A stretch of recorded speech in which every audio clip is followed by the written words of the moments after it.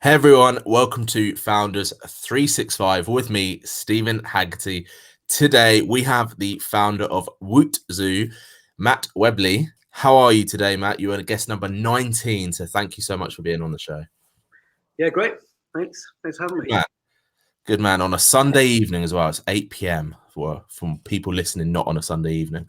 So Wootzoo, let's jump straight into it. Tell me about Wootzoo, what you guys do, and how you figured out why you wanted to start it. Okay, so right now it's a parenting app primarily, which connects parents to childcare providers, nurseries, like clubs, like sports events, all this kind of thing. So basically everything for parents. That was the whole idea behind it. We've got two children, a 2-year-old and a 4-year-old. And it was originally developed to help my partner, Ali, with when you're like a new mother, parent, panic about everything. So it was originally designed to just to track feeds and nappy changes and sleeps and stuff like that. So it was like the initial concept about 2.5 years ago, 3 years ago. And then it's just grown from there. We've kind of developed it into interact with nurseries and get sports clubs involved and stuff now. Amazing.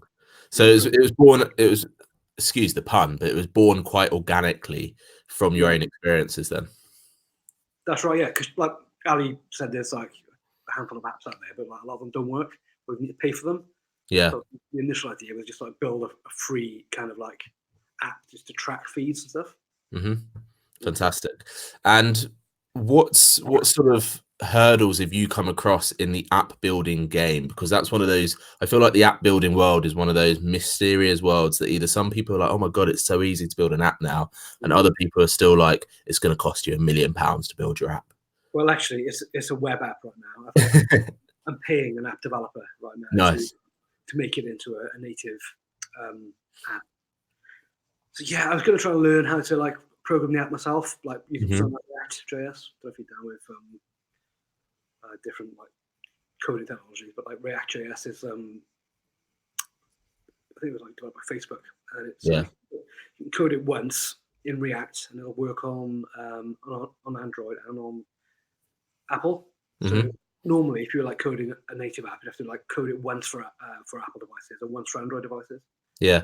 But React is a code base which does all that back end, lower level layer stuff for you. Yeah. Makes it easier for you. Yeah, loads. Well, for this guy, not for me. Yeah, for the guy. There's always a guy. It's funny. So Wootzoo, born from an organic problem, let's say, because like you said, the apps weren't working. How have you found the growth of it? Because you've been going two and a bit years, you said? Yeah. So only about now, it's ready to try and launch. And hopefully try and make some money from it. Yeah. So, the product works. Yeah. Pretty much. So lately I've been actually speaking, well, before I did anything, I spoke to a few nurseries in our locality. I live in Cardiff. And they said, yeah, great idea. If it finally ever gets there, yeah, let us know. So that was the first kind of check the market, check what's out there, what does what. Yeah, so right now I speak to smaller scale nurseries. I've spoken to a lot of big ones that are already using software. And the software they use does everything. Sure. So it's one of the hardest things at the moment, trying to get the services on board. Exactly, yeah. It's you build it, think, oh yeah, it's gonna be easy now. But now's the hard bit, is trying to sell it. Yeah. So exactly. Being a developer and not a salesman, then this is where I'm really nervous, really scared of this part of it, trying to sell it. Yeah, because what's your background before you founded this? What were you doing? Just a web developer. Yeah. I worked for a few different companies in Cardiff, worked for the NHS in Wales. And I got made redundant about 1.5 years ago, and this was still being developed on the side. It's a perfect opportunity now, because I wanted to jump ship and do it. And yeah, when that happened, I think I was just a pain in the ass for all my work colleagues. They got rid of me. But yeah, it was perfect. I thought, I'm going to do this now and just devote my life, but 4 days a week to this. Yeah. And the other 1 day to surviving. Surviving. No, let's not put a negative spin on it, Matt. This is supposed to be that exciting time and all that kind of stuff. I've got to survive though. I've got 2 children and a wife. Yeah, exactly. Got to pay the bills. Got to pay the bills. It's one of those things. For you, where do you want this to go? Because you've been pre-launching, building it for a couple of years, and you're now at that stage where you're on that clumps of official launch. Let's put it that way. Yeah. What's your intention with it? Where do you want it to go? Long term, I'd love like every parent using it as like their default parenting app. Every parent in the world, but let's be realistic. So yeah, I'm starting with Wales. Yeah. I'm going in like low now, like small groups, small nurseries. Yeah. I think it'll be easier to approach these big nurseries. They ban or something like this. But when you're not established in the industry, it's just so difficult. So that's such a bad response from smaller nurseries and that kind of thing. What sort of thing are they saying then? If it's they just put me off. Like I couldn't get them on the phone. I couldn't even get them on a free trial. A lot of them. Yeah.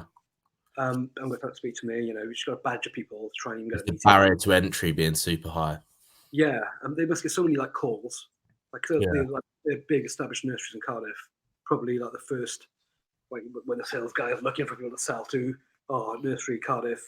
They must get so many calls, sales calls. Yeah. So I found like going a bit smaller and out of like the main city. Yeah. Maybe you need to get the mums on board. They can be your biggest shouter.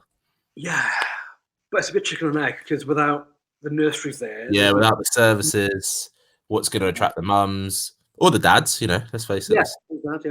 Parents. It is one of those chicken and egg things. If for the last 2 years, would you do anything differently than you already have? I'd probably test the MVP earlier, probably. Just get it out to so I've built quite a lot of it now. So it's got like the communications app. Yeah. The real-time feed for parents so they can see what's going on. Because I'll build all these great features and then people are going to want it. But then without actually testing the features that I've built, probably would have had a solid MVP and then just get that out testing. So I've built the breastfeeding bit and the nappy changes and all this kind of thing. I don't think people are going to that's not part of the core system now. Now it's a communication app for different activities and And is it just parent to services or also parent to parent? Just parent services right now. A few of the nurseries said they don't want parents speaking amongst themselves. Okay, interesting. It can ruin their businesses apparently. Yeah, like a bad word gets around the parents, like a pack of wolves apparently. So. Yeah, it's like a WhatsApp group when they're angry. Yeah, exactly. Yeah, mob rule. Yeah, get the mob mentality. It's and from your background in terms of web developer and working for other people and all that kind of stuff, and then you made the leap. You made that decision to follow this dream of Wootzoo. What have been some of your personal struggles to build this up to where it is now? Probably financing. When you take the leap, it's like, I've got to go straight back into another full-time job. That's the last thing I wanted to do. Yeah.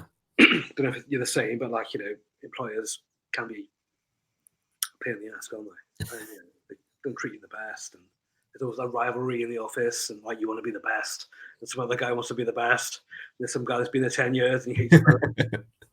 It's this very ego-driven environment sometimes. Yeah, totally. So I didn't want to go back into that. So it was just the worry of being able to fund our lives whilst trying to build this.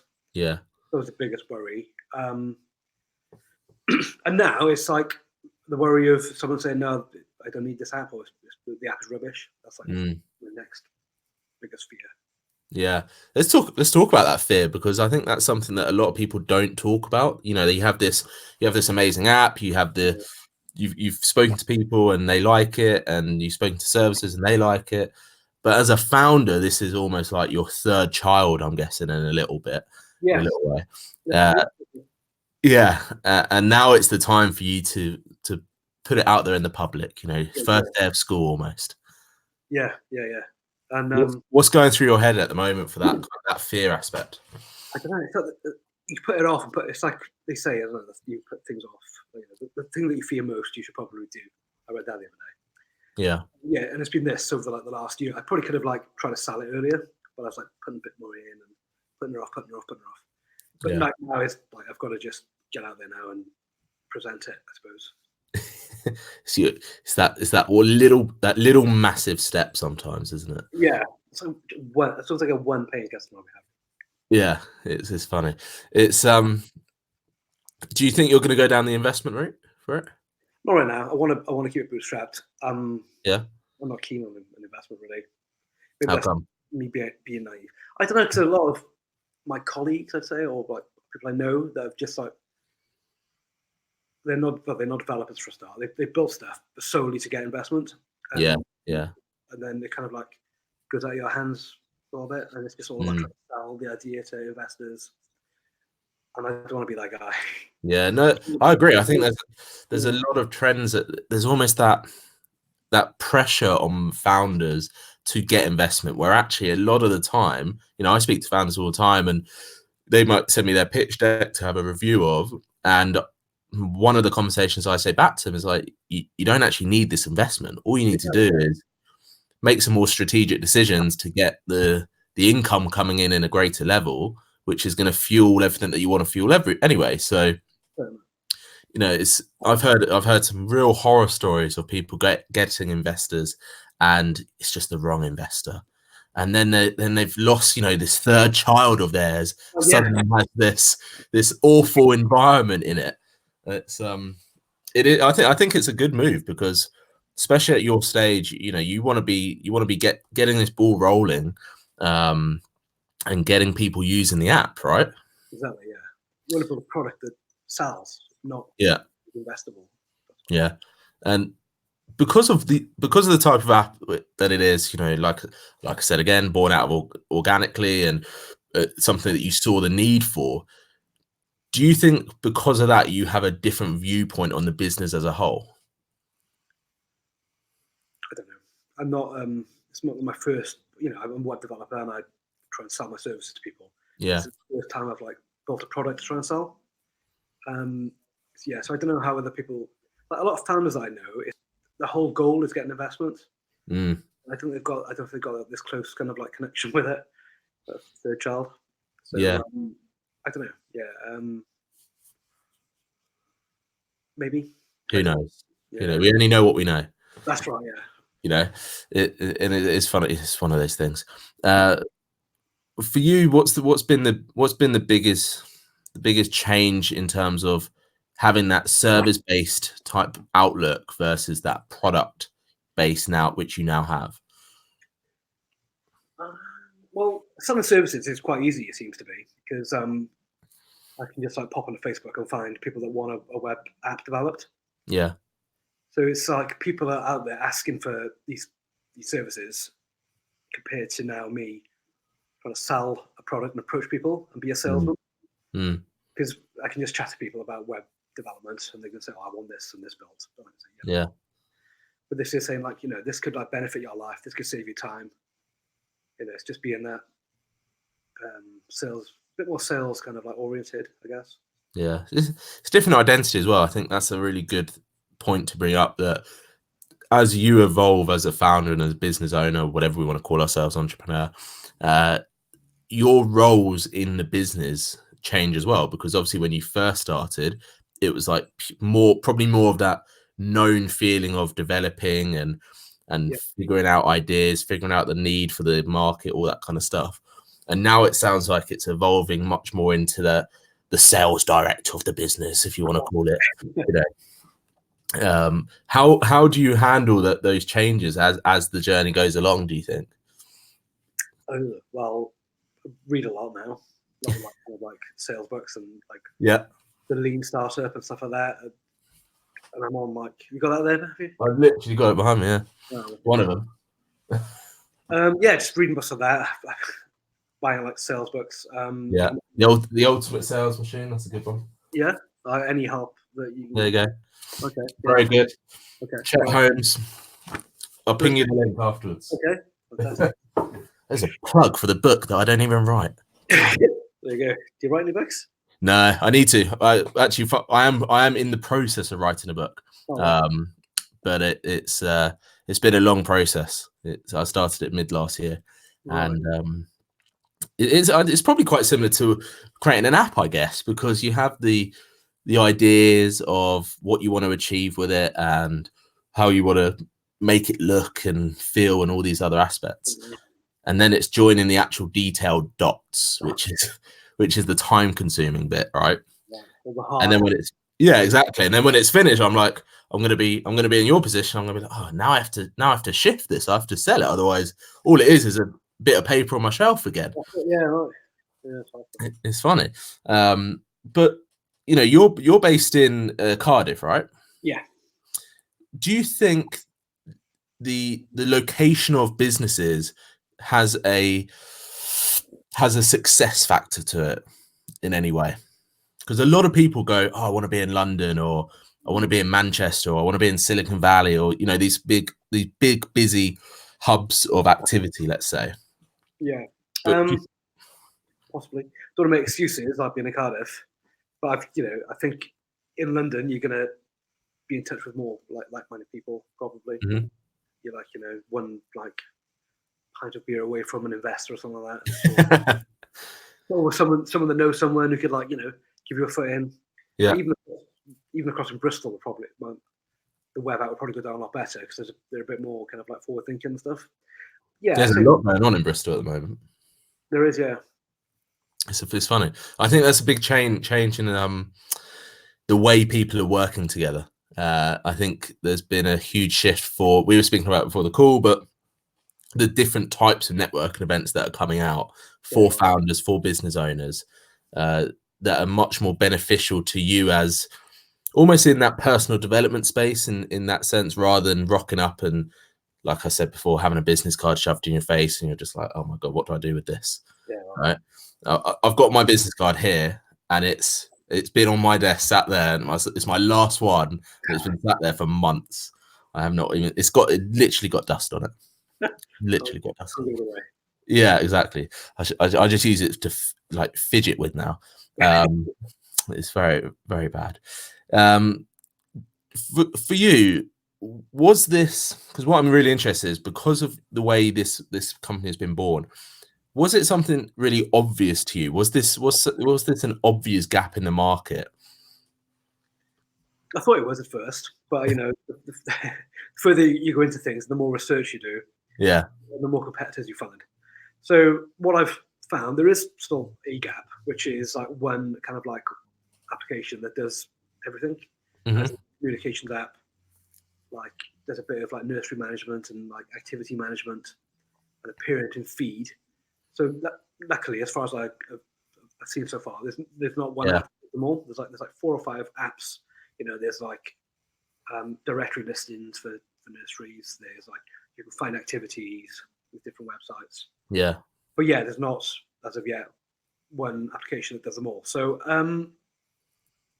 yeah, it's been tweaked as we've gone along to try and keep it different. So when it was just nappy changes and bottle fees and this kind of thing, I thought that was the only app on the market, and then I found out it wasn't. So then communication with nurseries, I thought that, oh yeah, this is great, no one else is doing this, and then you find out there is.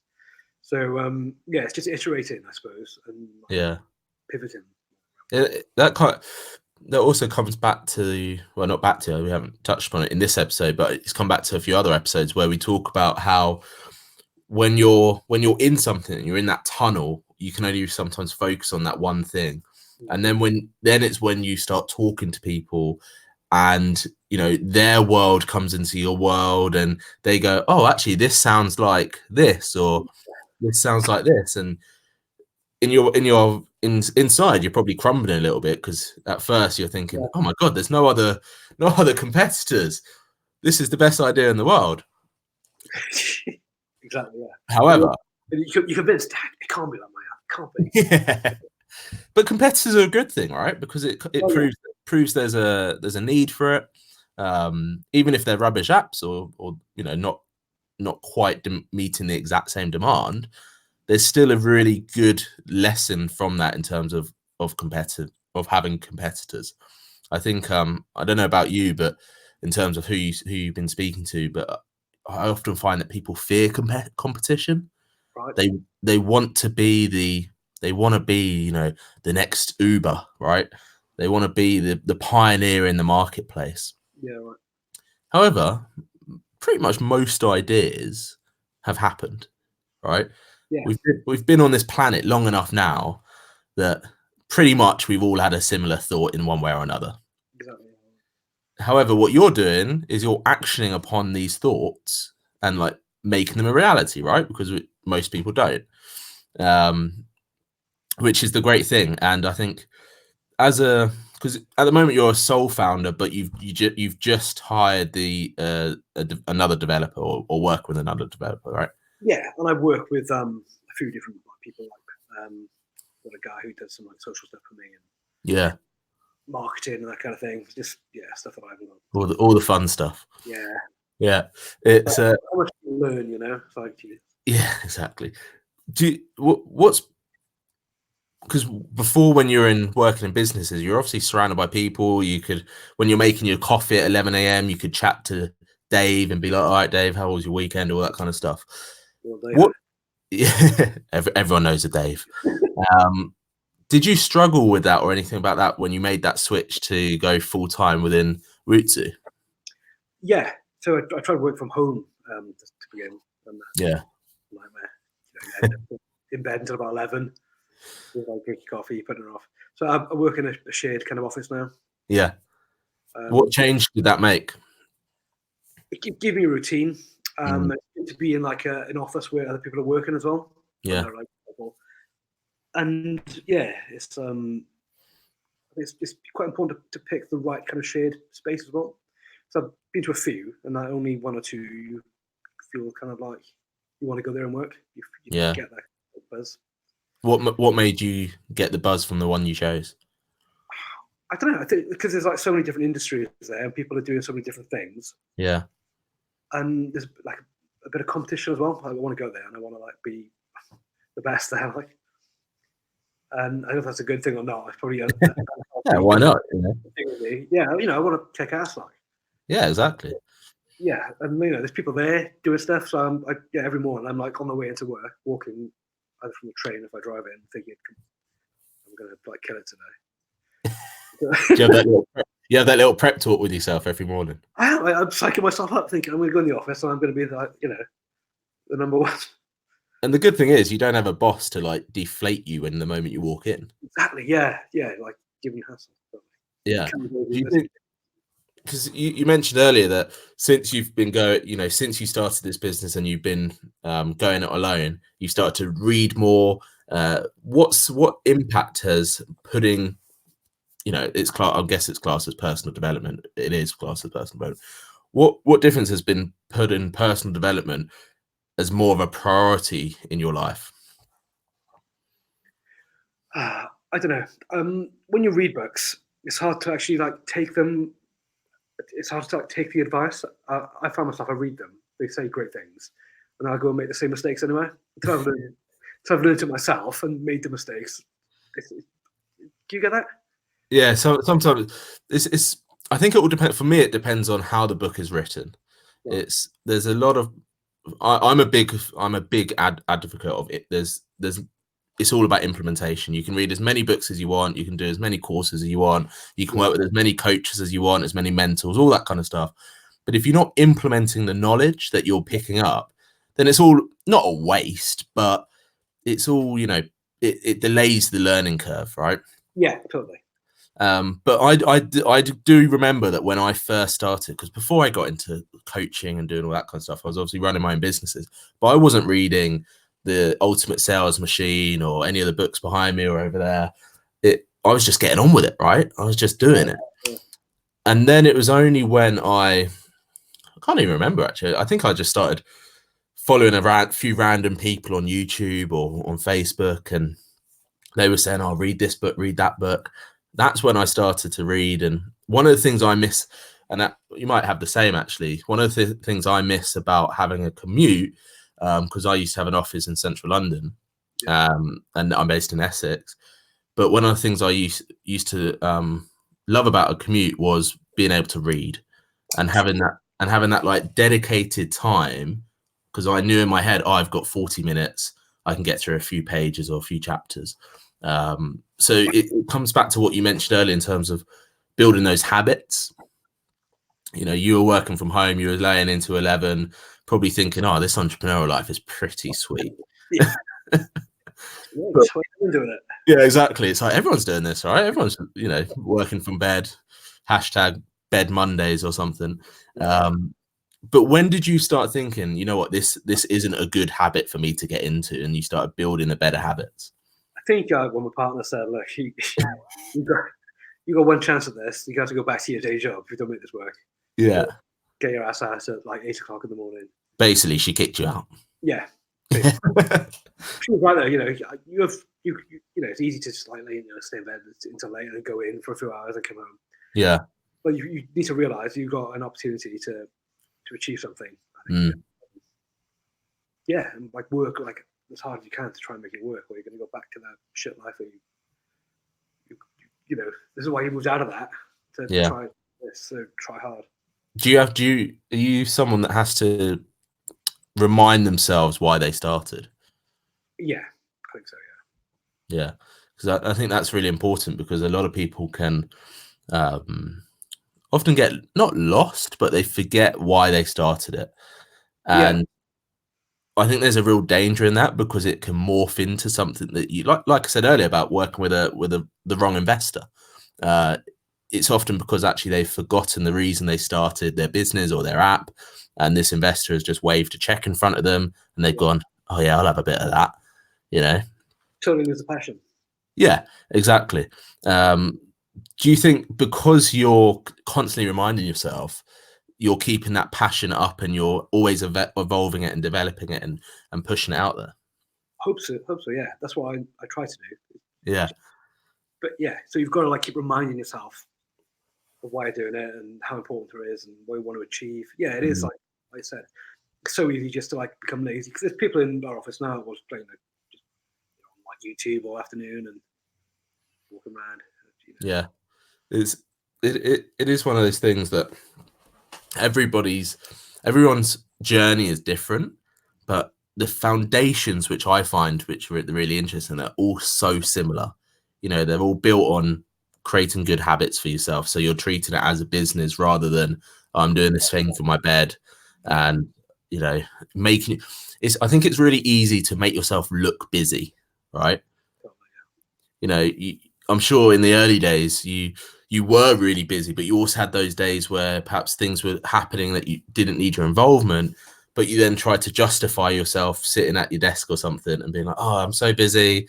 I've scrolled for 12 hours on LinkedIn. Yeah. Busy cool, is that what they call it? Something like that? Yeah. It's like, it's just easy being busy, I think. Yeah, totally.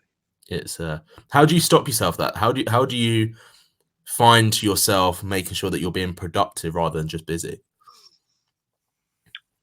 Habits, I suppose. Yeah. It's so easy to you know, you get a message on Facebook. I do it all the time. I look at the message and I'm just scrolling.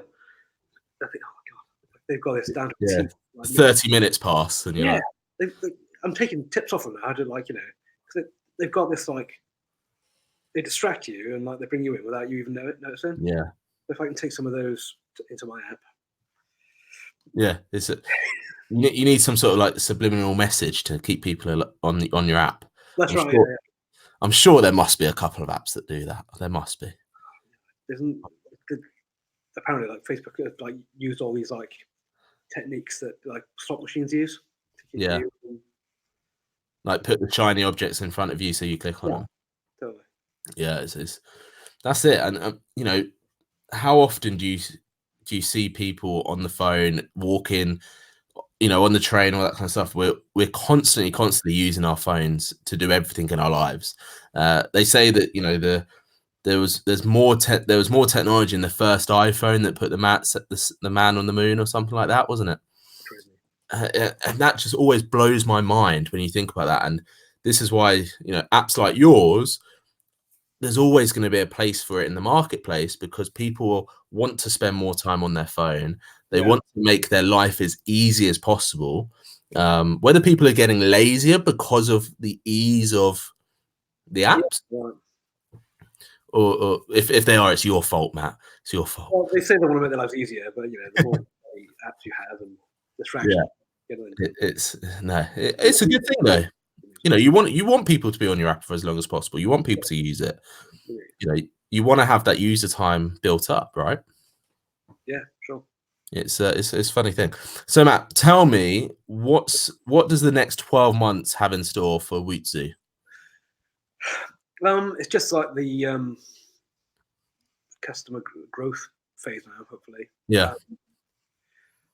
And like speaking to our first like beta users, I guess we'll call them.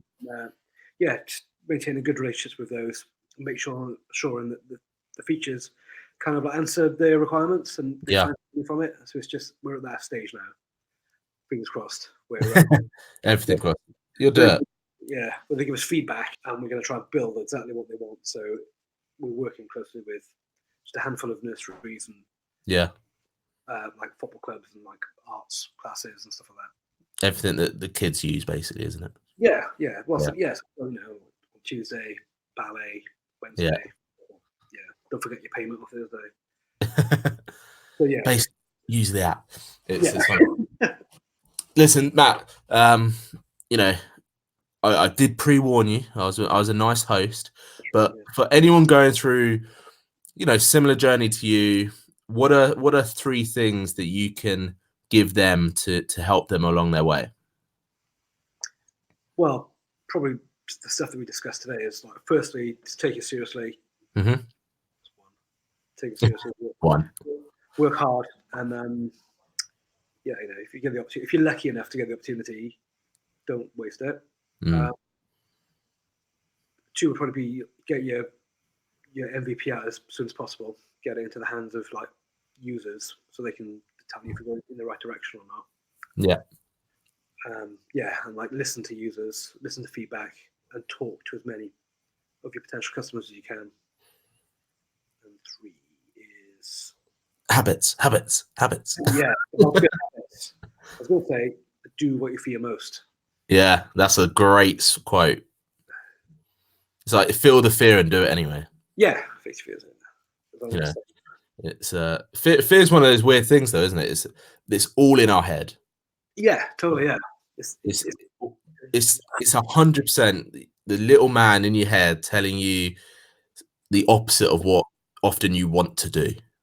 Yeah, it's not that flight or fight thing, isn't it? I suppose. Yeah, fight, flight, or freeze. Yeah, right. It's a funny thing, fear, and I feel like we could have a whole nother conversation just based on fear. But listen, Matt, you have been fantastic. How can people get in contact with you if they want to speak to you more about this and maybe even help you out? So you can go to wootzoo.com, check out the website. We've recently rebranded from babapp.co.uk to Wootzoo. So nice. All links should be pointing from babapp to you can drop me an email at hello@wootzoo.com. I'll pick that up. Fantastic. And on Twitter and Facebook and all those channels just by searching. All of them. I'll be tagging you anyway, so it should be quite easy for them. But no, thank you so much for coming on the show. This has been Founders365. This has been Matt from Wootzoo, and this has been episode 19. Sorry. Thank you for watching, and thank you for listening. Thanks for having me.